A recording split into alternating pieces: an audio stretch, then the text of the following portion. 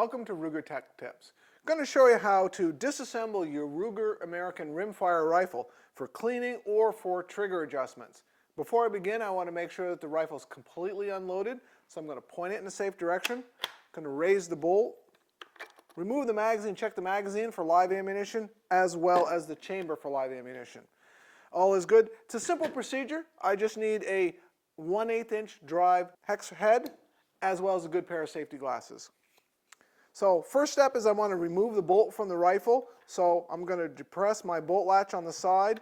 That allows me to remove the bolt. And for most of your cleaning, really that's as far as you need to go. You can clean your bolt as well as run a cleaning rod through this. I have 2 Allen screws on the bottom that are 1/8 inch. So I'm going to take my drive. These are held down with 35 inch-pounds of torque, so they're a little stiff.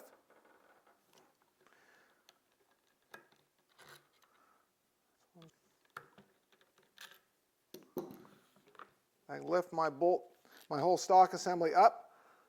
Very simple procedure that does give you access to our adjustment screw for the trigger. And in the owner's manual, it goes into detail on how much adjustment. It's about 3 to 5 pounds adjustment that you can do with that. Explains all the detail of that.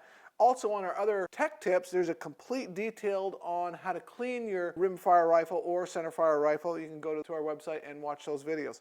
Thank you for watching this Ruger Tech Tip.